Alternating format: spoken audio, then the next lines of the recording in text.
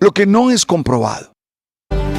8:46 minutos. En las últimas horas se conoció la historia de la evasión, no es fuga porque no estaba detenido, un joven de 17 años de edad que hace una semana había buscado a las autoridades colombianas para decirles que él podía tener información importante sobre la planificación del atentado en contra del senador y precandidato a la presidencia Miguel Uribe Turbay el pasado 7 de junio en el occidente de Bogotá.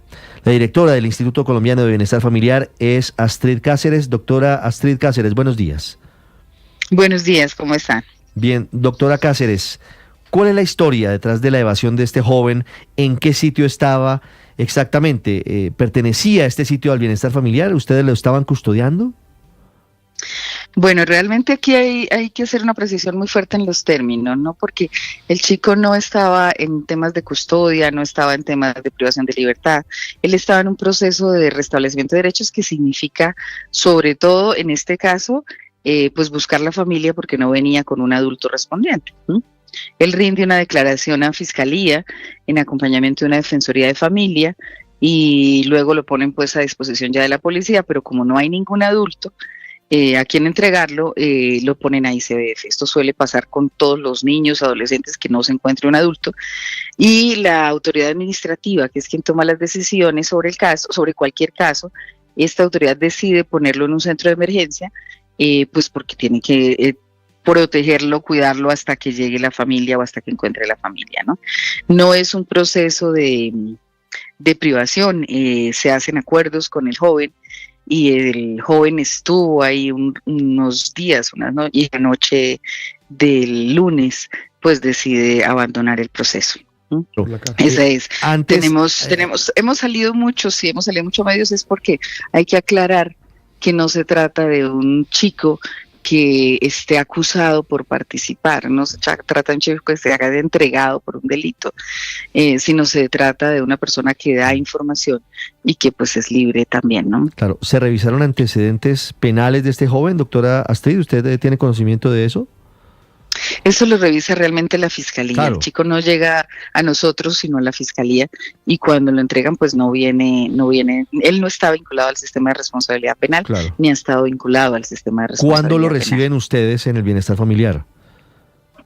Una vez lo acompaña la defensora a dar la entrevista, porque ningún niño no acompañado pues da entrevista o declaraciones sin la defensoría por ley.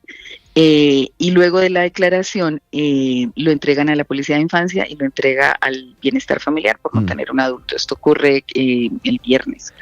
¿El mismo viernes? Sí, él estuvo como en varias sesiones de la entrevista. ¿Él se entregó el viernes o mejor, se presentó a la Fiscalía el viernes inicialmente? Entiendo que sí, se presentó a la Fiscalía.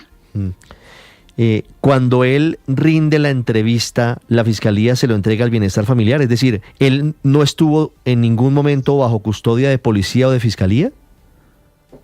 Mientras da la entrevista y cuando ya termina la entrevista, como no hay ningún adulto acompañándolo, la Policía de Infancia y Adolescencia, que es una policía especializada para la protección de derechos de los niños, es quien hace la entrega, sí señor. ¿Él pidió protección de las autoridades por lo que dijo, por la declaración que él tenía sobre el atentado a Miguel Uribe Turbay? Bueno, hay cosas de la reserva del ¿cómo se dice? De la historia del niño o la niña que no podemos emitir, pero la evaluación que hace la Fiscalía en toda entrevista siempre les ofrecen el tema de protección a testigos, a los que declaran, ¿no? ¿Por qué no lo protegió la Fiscalía? ¿Por qué se los entrega a ustedes? A nosotros nos lo entrega porque no hay un adulto respondiente. En realidad la valoración del testimonio la hace la Fiscalía y ellos como que toman decisiones de acuerdo a esa valoración del testimonio. Si el adolescente hubiera tenido un adulto respondiente con él, pues seguramente no llega a ICBF, como ocurre con otras declaraciones o informaciones que deben haber recibido de personas ya no menores de edad, sino adultos que han dado declaraciones. Entonces, en este caso, como no hay un adulto, procede la entrega para buscar, y pues porque es un migrante no acompañado, ¿no? Claro, doctora Cáceres, entendiendo el contexto, la razón por la que este muchacho estaba allí en ese centro del ICBF, ¿qué tipo de protección, qué tipo de custodia o vigilancia tenía por parte de ustedes? Bueno, ellos entran, todos los chicos que se encuentran sin un adulto, pueden pasar hasta 8 días en un centro de emergencia. Los centros de emergencia son instituciones especializadas que ofrecen abrigo, ofrecen protección, tienen unos protocolos de salida, de acompañamiento, y se toman decisiones con base pues en los acuerdos tanto con las familias como con los niños y niñas que están en el proceso. Los centros de emergencia básicamente son transitorios mientras se toma una medida.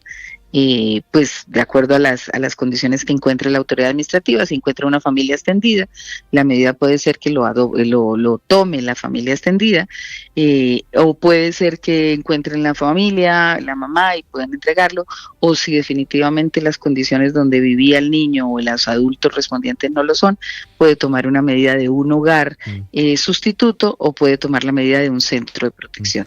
Él estaba en el centro de emergencia, que es el tiempo en que se ubican las primeras cosas para encontrar la familia. Claro, yo entiendo que usted nos está explicando, doctora Astrid, los procedimientos ordinarios en casos como estos.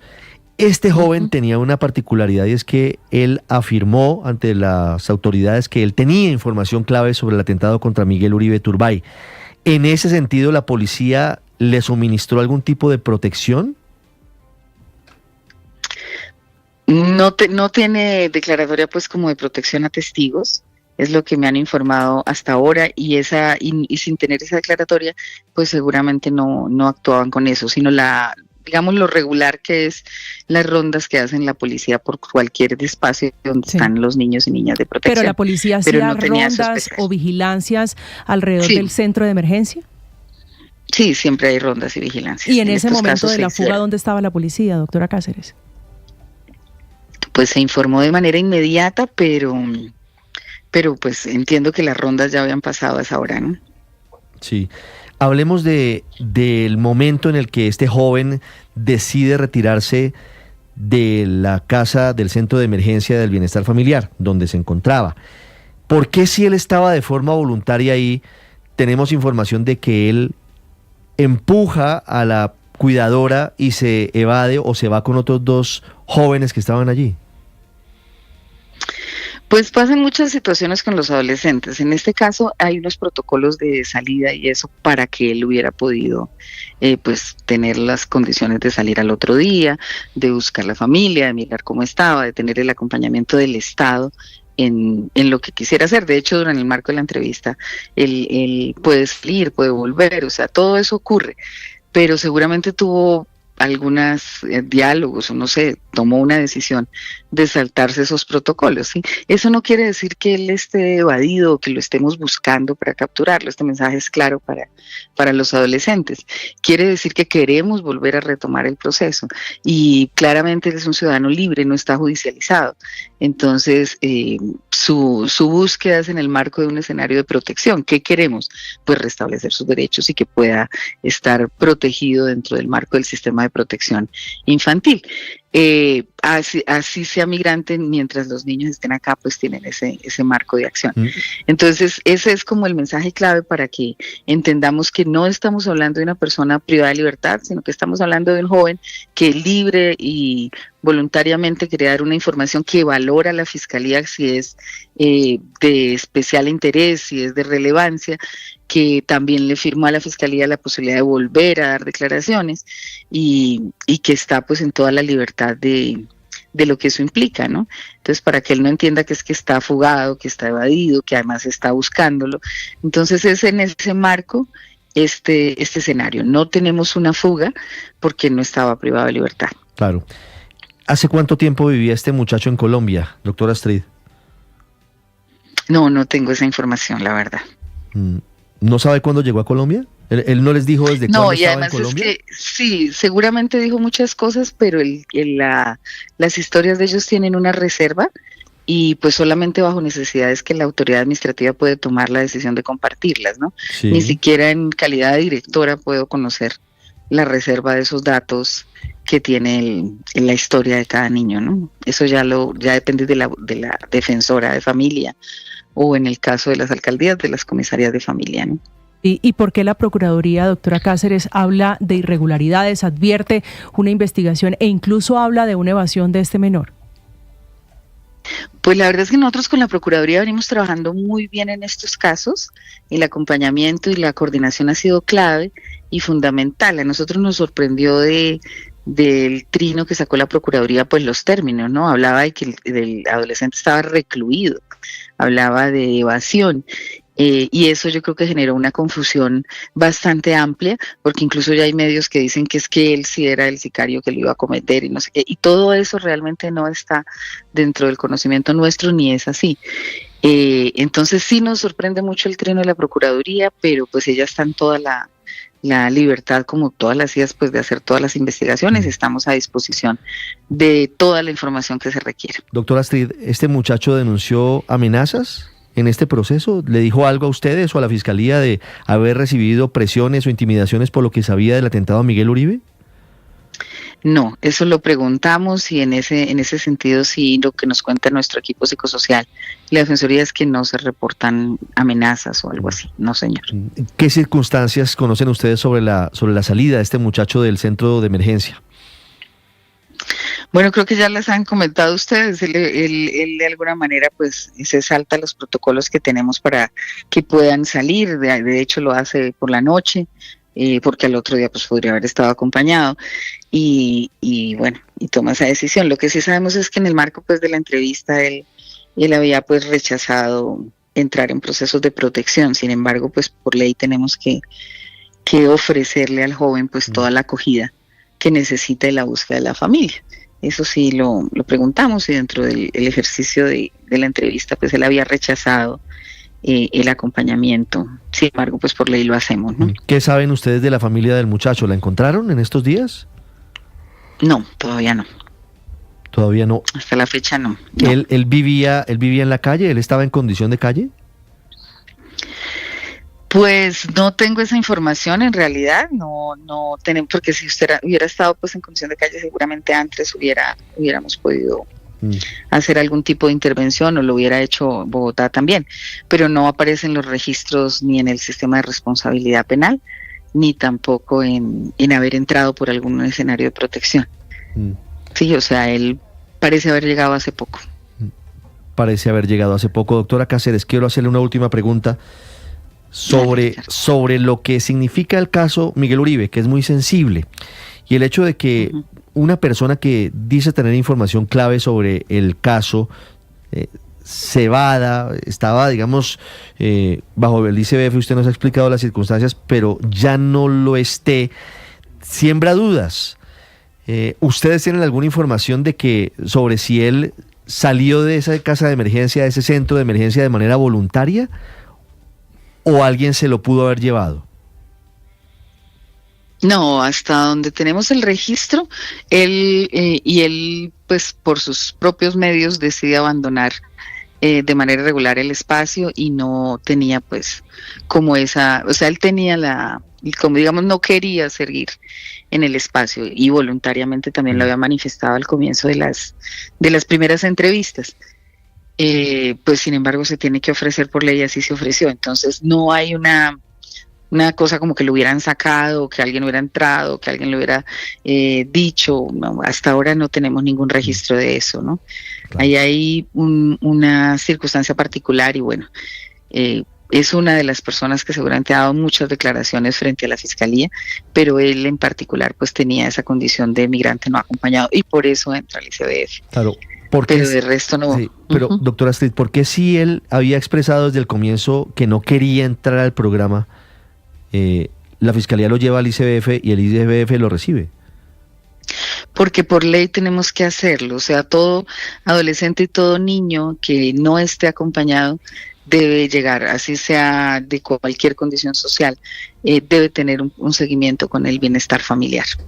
Pero y debe ser ofrecido el centro de emergencia para que puedan dormir, comer y estar. No, de acuerdo, pero ahí me pierdo en un punto, porque si es legal, es obligatorio por ley que los menores de edad que no estén acompañados vayan al ICBF.